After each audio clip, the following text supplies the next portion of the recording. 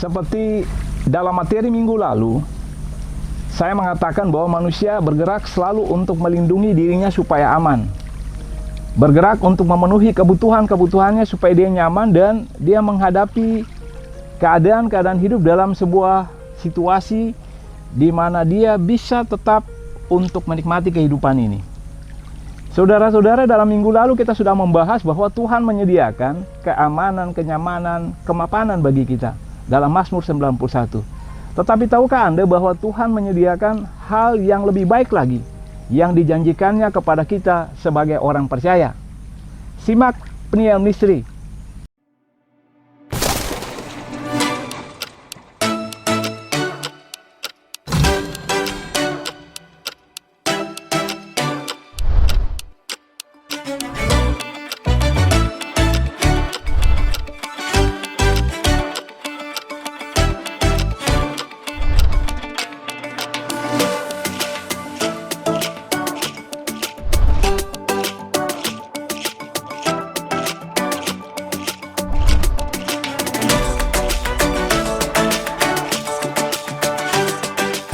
Halo saudara-saudara, jumpa kembali bersama dengan Peniel Misteri dalam acara Wajah Allah.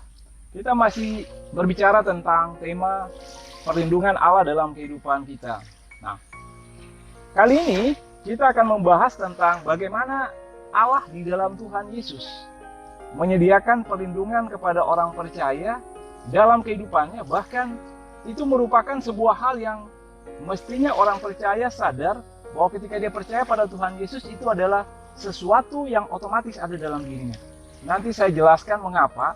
Dan di awal tadi saya mengatakan bahwa ada sesuatu yang lebih besar yang diberikan kepada orang percaya, kepada dirinya, lebih daripada sekedar sebuah perlindungan untuk keamanan, kenyamanan, dan kemapanan hidup. Ada hal yang lebih baik, lebih luar biasa. Kita simak dalam Lukas pasal 10, pada ayatnya yang ke-17 sampai dengan ayatnya yang ke-20. Bunyinya begini. Kemudian ke-70 murid itu kembali dengan gembira dan berkata, Tuhan, juga setan-setan takluk kepada kami demi nama-Mu. Lalu kata Yesus kepada mereka, Aku melihat iblis jatuh seperti kilat dari langit. Sesungguhnya Aku telah memberikan kuasa kepada kamu untuk menginjak ular dan kalajengking, dan kuasa untuk menahan kekuatan musuh, sehingga tidak ada yang akan membahayakan kamu. Namun demikian, janganlah bersukacita, karena roh-roh itu takluk kepadamu, tetapi bersukacitalah, karena namamu terdaftar di sorga. Dari bagian Alkitab tadi, saudara-saudara, pertama-tama dikatakan kepada kita, bahwa karena kita percaya pada Tuhan Yesus, maka kekuatan kuasa Tuhan itu adalah kekuatan kuasa yang diberikan kepada setiap orang percaya, berkuasa atas musuh, berkuasa atas setan. Ingat sekali lagi, bahwa kita berkuasa bukan karena kemampuan kita, tetapi kuasa itu diberikan kepada kita karena kita percaya pada Tuhan Yesus. Jangan salah, jangan sampai kemudian kita memahami hal ini secara salah, bahwa kita mampu untuk menaklukkan kuasa setan karena kita mampu untuk melakukannya dengan kekuatan kita. Tetapi semata-mata karena kita percaya pada Tuhan Yesus. Saya menunjukkannya dalam ayat yang dikatakan di sini. Sesungguhnya, ayat 19. Sesungguhnya aku telah memberikan kuasa kepada kamu menginjak ular dan kalajengking. Ular dan kalajengking merupakan pelambang musuh. Dan dikatakan menginjak berarti kekuatan kuasa Tuhan Yesus yang ada dalam diri kita membuat kekuatan musuh tidak berdaya menghadapi kekuatan kuasa yang ada dalam diri kita. Itu sebabnya berulang kali saya mengatakan begini, bahwa aneh kalau orang percaya mengalami kerasukan. Aneh kalau orang percaya pada Tuhan Yesus kemudian roh lain berkuasa atas dirinya dan dia mengalami kerasukan. Hal ini bisa terjadi pada orang Kristen apabila orang Kristen itu menggunakan kekuatan lain di luar kekuatan Tuhan Yesus. Entah magic, entah bekal untuk kebal diri dan seterusnya. Tetapi selama orang percaya itu beriman hanya pada Tuhan Yesus, maka kekuatan kuasa apapun di daerah manapun, di daerah yang mungkin Anda bilang angker, atau daerah yang Anda bilang merupakan tempat-tempat yang pamali. Ketika Anda hadir di situ, maka kekuatan kuasa Tuhan adalah kekuatan kuasa yang menjaga dan melindungi Anda. Saudara-saudara, saya mengatakan bahwa orang percaya mestinya memahami siapa dirinya dalam Tuhan Yesus dan kuasa yang diberikan oleh Tuhan Yesus kepadanya, sehingga sebenarnya kekuatan yang ada di sekeliling kita, meskipun ada dan tidak kelihatan, kekuatan musuh itu tidak mengganggu kita karena kita memahami status kita di dalam Tuhan Yesus. Orang percaya yang tidak memahami statusnya dalam Tuhan Yesus seringkali dalam keadaan-keadaan tertentu mencari perlindungan pada kekuatan-kekuatan di luar kekuatan Tuhan Yesus. Kita diajarkan untuk hal-hal tertentu, misalnya orang hamil menaruh peniti di bajunya supaya katanya anaknya tidak digondol oleh kuasa-kuasa gelap dan seterusnya. Lalu kemudian menaruh garam di kepala ketika keluar malam dan seterusnya. Itu hal-hal yang dibangun pada saat kita belum percaya pada Tuhan Yesus. Tetapi ketika kita sudah percaya pada Tuhan Yesus, sebenarnya hal-hal tadi bukanlah sesuatu yang menjaga dan melindungi kita dari kekuatan kuasa musuh.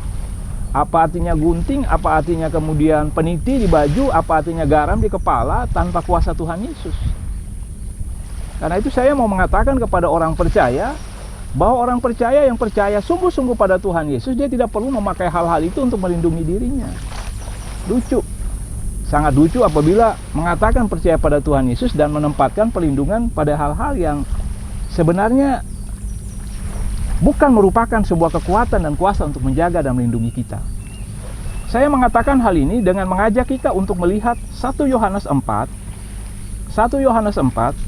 pada ayatnya yang pertama sampai dengan ayatnya yang keempat. Bunyinya begini: saudara-saudaraku yang kekasih, janganlah percaya akan setiap roh, tetapi ujilah roh-roh itu, apakah mereka berasal daripada Allah, dari Allah, sebab banyak nabi-nabi palsu yang telah muncul dan pergi ke seluruh dunia. Demikianlah kita mengenal roh Allah. Setiap roh yang mengaku bahwa Yesus Kristus telah datang sebagai manusia berasal dari Allah. Dan setiap roh yang tidak mengaku Yesus tidak berasal dari Allah, roh itu adalah roh antikristus. Dan tentang dia telah kamu dengar bahwa ia akan datang, dan sekarang ini ia sudah ada di dalam dunia. Kamu berasal dari Allah, anak-anakku, dan kamu telah mengalahkan nabi-nabi palsu itu, sebab roh yang ada di dalam kamu lebih besar daripada roh yang ada di dalam dunia. Nah, 1 Yohanes 4 ini mau mengatakan begini: orang percaya ketika dia pergi kemanapun, dia tidak perlu khawatir, karena ketika dia percaya pada Tuhan Yesus, roh Tuhan Yesus ada di dalam dirinya.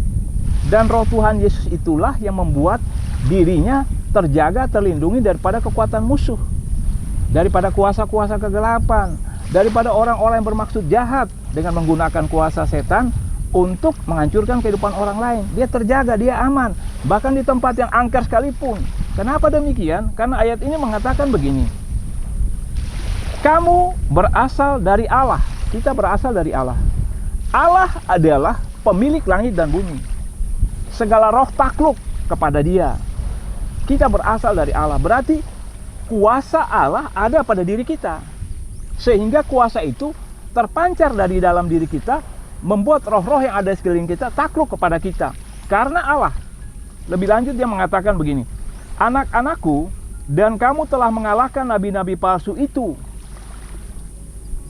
sebab roh yang ada di dalam kamu lebih besar daripada roh yang ada di dalam dunia. Pegang ayat ini sebagai perlindungan bagi Anda.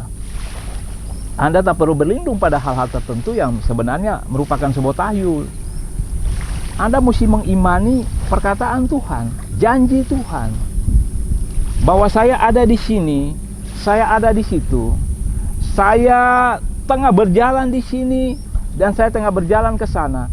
Di situ dibilang tempatnya angker, di situ dibilang tempatnya merupakan sebuah pamali. Kita berjalan bukan menyombongkan diri kita, tetapi kita mesti ada di situ.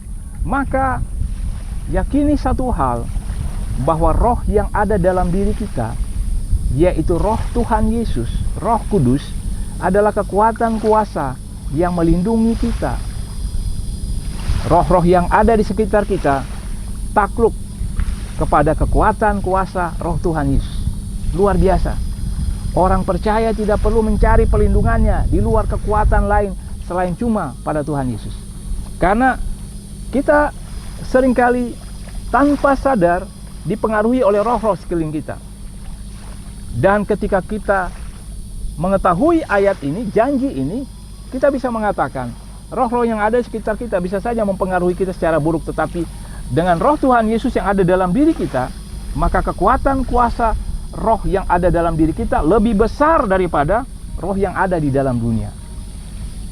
Saya kembali ke Lukas 10 dan hendak menunjukkan ayat ini juga berbicara dalam sebuah kaitan dengan Lukas 10 dalam salah satu ayat. Ayat dalam 1 Yohanes 4, dia sama dengan ayat yang dikatakan dalam Lukas 10 pada ayat ke-19 yang mengatakan begini. Sesungguhnya aku telah memberikan kuasa kepada kamu untuk menginjak ular dan kalajengking, dan kuasa untuk menahan kekuatan musuh, sehingga tidak ada yang akan membahayakan kamu. Nah, di sini ada kata kekuatan untuk menahan kekuatan musuh, sehingga tidak ada yang akan membahayakan kamu. Saudara-saudara, ayat ini mau mengatakan bahwa di sekeliling kita ada roh-roh yang merupakan penguasa teritorial. Pemahaman ini saya dapatkan daripada peristiwa ketika Tuhan Yesus mengusir setan daripada seorang gila di Gerasa, yaitu Legion. Setan ini saking banyaknya, dia mengatakan pada Tuhan belum waktunya, dan dia meminta supaya dia pindah. Dan Tuhan mengizinkan, lalu setan-setan itu kemudian pindah kepada babi-babi, sekumpulan babi-babi yang tengah digembalakan pada saat itu. Babi-babi itu terjun dan kemudian mati di dalam air. Nah, hal ini mau mengatakan bahwa babi-babi itu mati, tetapi roh-roh itu tetap hidup, ada. Dia merupakan roh teritorial, roh yang berkuasa atas daerah itu, dan tetap ada sampai nanti kedatangan Tuhan Yesus yang kedua kali. Apa yang mau dikatakan dari ayat ini adalah bahwa tanpa kita sadari, kita selalu ada di tengah-tengah lingkungan atau keadaan di mana roh-roh teritorial itu ada. Bisa mempengaruhi anak-anak kita, bisa mempengaruhi kita dalam hal tertentu, bahkan bisa membahayakan kehidupan kita. Sebab itu penting saudara-saudara untuk kita mengetahui perlindungan kita yang aman hanya di dalam Tuhan Yesus. Saya sengaja menunjukkan ayat demi ayat untuk mengatakan kita tidak perlu mencari perlindungan yang lain selain di dalam Tuhan. 1 Yohanes 4 tadi mengatakan bahwa roh Tuhan ada dalam diri kita. Dan ketika kita menyadari bahwa roh Tuhan ada dalam diri kita, kemanapun kita pergi, kita tahu bahwa tempat tertentu memiliki kekuatan magic, kekuatan guna-guna yang kuat, tetapi kita tahu kita hadir dengan roh Tuhan di situ, tidak ada satu kekuatan pun yang bisa menyentuh sehelai rambut pun pada kepala Anda sebagai anak Tuhan, sebagai orang yang percaya pada Tuhan Yesus.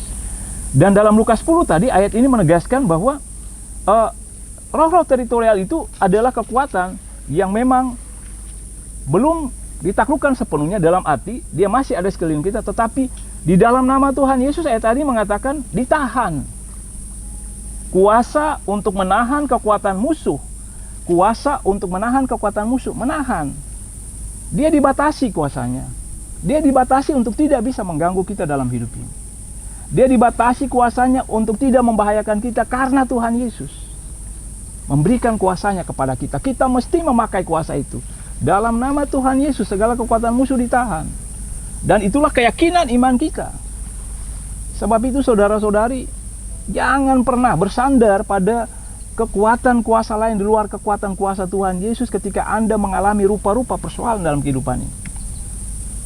Sakit yang aneh mungkin, atau keadaan hidup di mana usaha Anda seolah-olah dihalangi oleh orang lain, atau bangkrut yang tiba-tiba, atau musibah yang menimpa berturut-turut.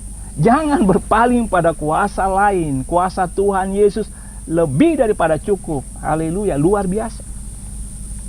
Kuasa untuk menahan kekuatan musuh, kuasa untuk menginjak musuh. Kuasanya ada di bawah telapak kaki kita. Dan kuasa untuk menahan kekuatan musuh, kalaupun ada, dia tidak bisa untuk melukai kita karena Tuhan Yesus. Mestinya kita bahagia karena kita memiliki Tuhan yang hebat, Tuhan yang luar biasa dalam hidup ini. kita tidak melihat Tuhan, kita tidak memegang tangannya secara langsung. Tetapi ketika rohnya hadir melindungi kita, kita bisa merasakannya. Semakin Anda dekat dengan Tuhan, semakin kepekaan Anda dibangun di dalam roh. Bukan secara fisik, bukan kontak fisik, tapi roh. Hadirat Tuhan akan terasa oleh roh kita. Dan kalau hadirat Tuhan terasa oleh roh kita, bisa saja tubuh kita atau secara fisik juga kita bisa merasakannya. Itu membuktikan bahwa perlindungan Tuhan ada 1x24 jam dalam hidup kita. Tidak pernah bergeser, tidak pernah beranjak, tidak pernah berair dalam hidup kita. Sebab itu, saudara-saudara, dalam menghadapi kekuatan musuh, andalkan Tuhan. Andalkan Tuhan, jangan andalkan yang lain. Dan hal itu, kalau dari bacaan ini saya hendak menunjukkan, tadi di awal saya bilang, ada yang lebih daripada sekedar penjagaan perlindungan yang membuat kita aman.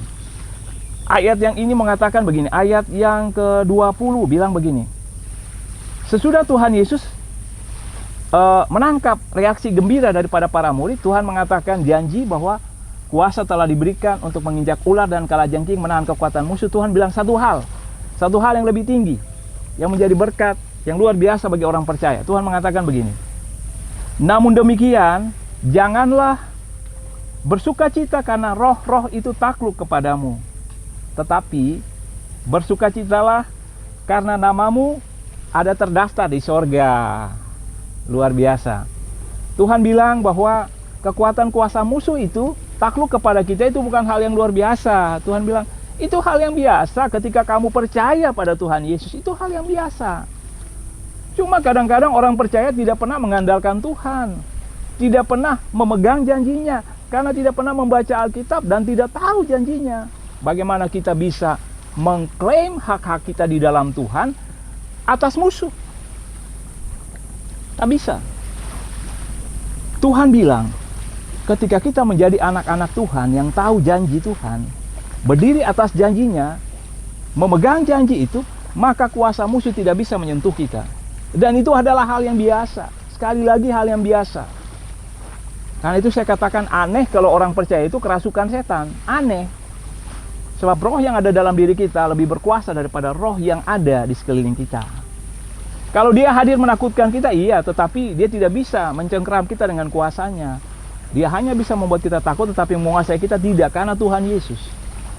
Dan ketakutan kita bisa kita kuasai karena Tuhan Yesus. Tuhan bilang itu hal biasa. Karena itu dia meningkat lebih jauh, sebuah berkat yang luar biasa bagi Anda. Dia bilang, Tuhan Yesus bilang, bersukacitalah. Bukan karena setan-setan takluk kepadamu, itu hal biasa. Karena Tuhan Yesus. Tetapi bersukacitalah untuk hidup yang kekal. Hidup yang kekal. Keamanan, kenyamanan, kemapanan dalam dunia ini cuma sebentar. 70 tahun, 80 tahun, 20, 30, dan seterusnya. Tetapi kekekalan bersama dengan Tuhan tidak terhitung oleh waktu, tidak terhitung oleh tahun, miliaran tahun sekalipun. Itu Tuhan janjikan. Tuhan mengatakan, bersyukurlah, bersukacitalah. Bukan karena setan-setan takluk kepadamu, tetapi karena engkau memiliki kehidupan yang kekal. Namamu terdaftar di sorga sebagai anak-anak Tuhan. Amin. Luar biasa. Janji Tuhan dalam hidup kita. Saudara-saudara, kita mengakhiri acara Wajah Allah bersama dengan penyiar misteri. Kita kembali membahas tema perlindungan Allah dalam kehidupan kita. Saya percaya bahwa Anda telah diberkati. Saya percaya bahwa hari ini Anda telah diubahkan dari pemahaman Anda yang salah. Saya percaya bahwa Anda bisa mengatakan dalam iman bahwa Yesus adalah perlindungan yang kokoh, kuat, dan teguh.